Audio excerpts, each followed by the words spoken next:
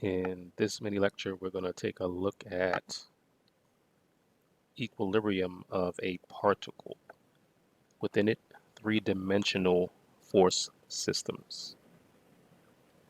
All right, so what we're going to do today would be to draw free body diagrams, 3D free body diagrams, and also apply the three scalar equations based on one vector equation of equilibrium. Okay, so looking at applications of this, let's take a look. Maybe you have this big, let's say you got this hook, and on the hook, there's this huge giant electromagnet right here, this big electromagnet. So you know the weight of this big giant electromagnet here, but you need to know the forces, and these are like maybe some chains coming down holding it together, right? So let's make them as chains. So you know the weight of this big electromagnet here, but you need to know the forces in the chains because you want to see if it's safe. You want to know the forces in the chains to see if it's safe within this assembly. So the question then becomes, okay, let's see how we would do this, how we would see these forces. I'll call it F sub B, maybe F sub D, F sub C.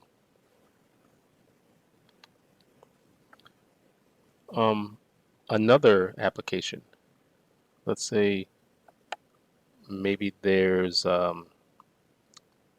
this shear leg derrick.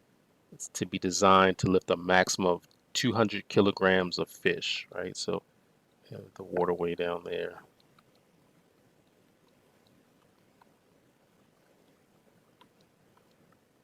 All right, and this shear leg derrick is designed to lift a maximum of 200 kilograms of fish. So I'll put two pieces there.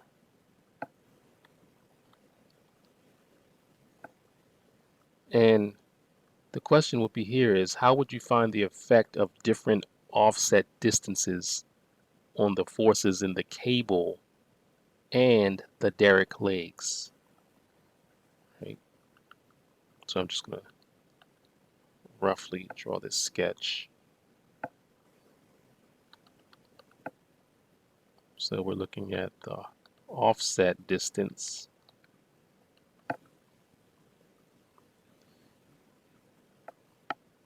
on the forces in the cable and the derrick legs, because actually it's holding the fish right there.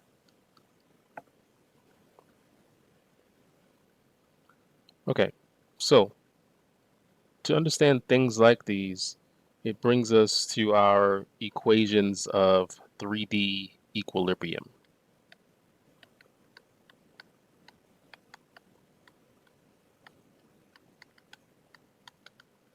Equations of 3D equilibrium. So what does that say? It says when a particle is in equilibrium, the vector sum of all the forces acting on it must be zero.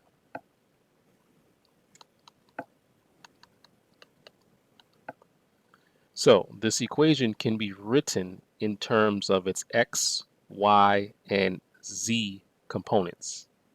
So this form is written as follows.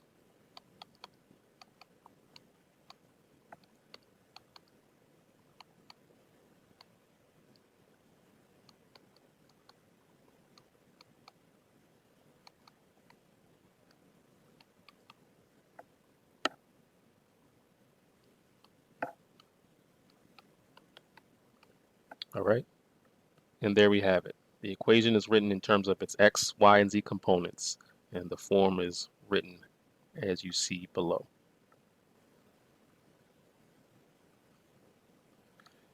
Okay, so in continuing on with this vector equation will be satisfied only when, so satisfied only when the sum of f sub x is equal to 0, summation of f sub y is equal to 0, and the summation of f sub z is equal to 0. So these equations are the three scalar equations of equilibrium. These are the three scalar equations of equilibrium, and they're valid for any point in equilibrium and allow you to solve for up to three unknowns. Let's take a look at our first example and see how things work. So what are we given? We're given the four forces and the geometry shown. So take a moment and take a look at that.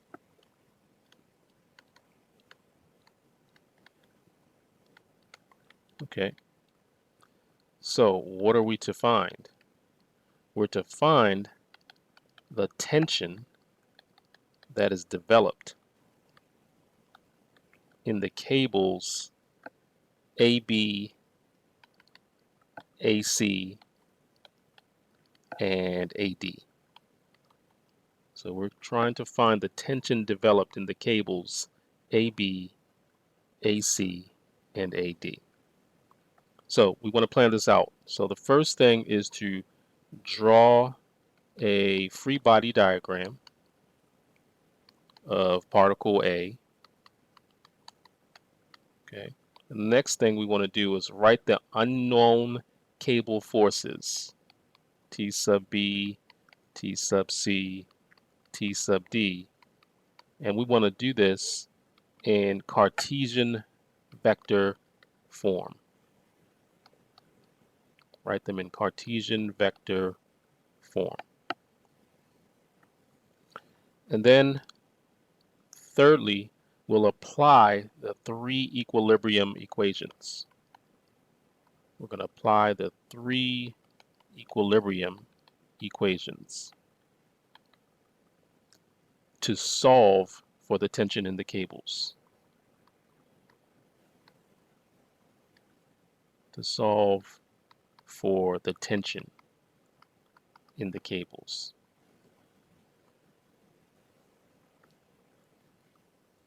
Okay, so here's our solution, how we're going to work through this.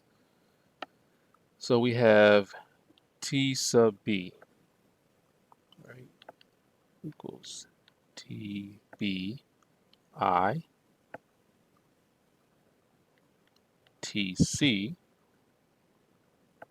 is equal to the negative quantity of TC cosine 60 degrees sine 30 degrees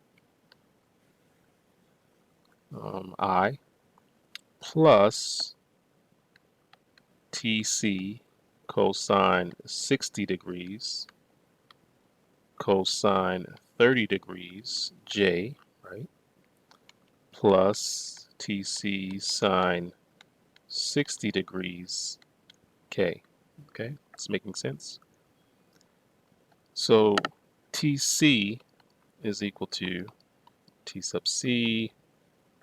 Then we have negative 0.25 I plus 0.433 J plus 0.866 K.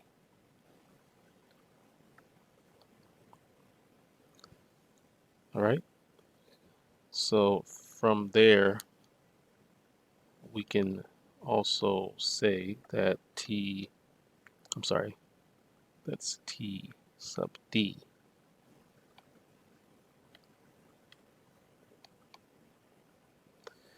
T sub D is equal to T sub D cosine, it's 120 degrees I plus T sub D cosine 120 degrees J plus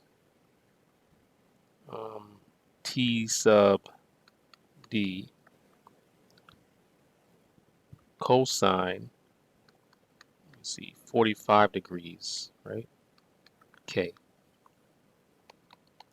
Okay, so it's T sub D. T sub D, we have negative 0.5 I minus 0.5 J plus 0.7071, right?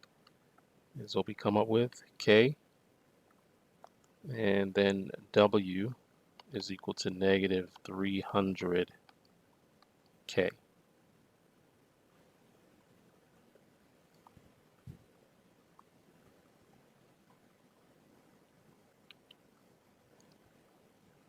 So after all of this, now we go ahead and apply equilibrium equations. Apply equilibrium equations.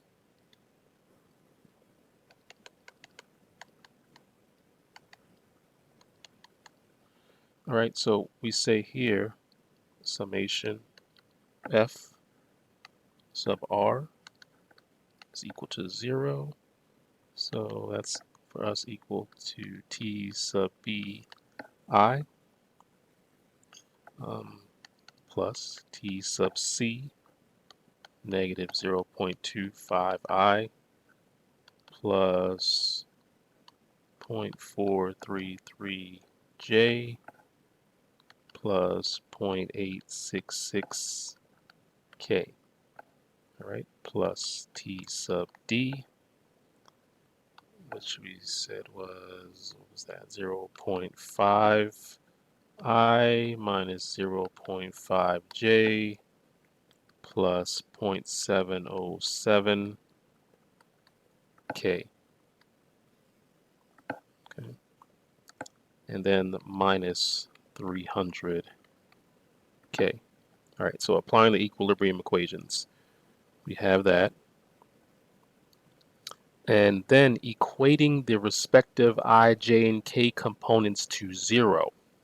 Equating the respective I, J, and K components to 0, we'll have the summation of F sub X equals TB minus 0.25 TC minus, what was it, 0.5 TD, and equate that to 0. Okay, and then after that, sum F sub Y is 0.433, right? 0.433 TC minus 0.5 TD equals 0. Okay. And then lastly, summation F sub Z. That was, what do we have? 0.866 TC plus 0.7071 TD. Let's clean that up a little bit. 0.7071 TD. All right, and then minus the 300, and then equals 0. Okay, so that's the third one. Okay. All right, so using equations 2 and 3, right? Using equations 2 and 3 here, we can determine T sub C is equal to 200, and you can do this on the side, 203. Let's see, we can determine T sub D is equal to 176, right? So that's just using equations 2 and 3. You can use your systems knowledge. And then substituting T sub C and T sub D into equation 1, then you'll find what T sub B is, which is 139. All right, and there we have the solutions for the tensions.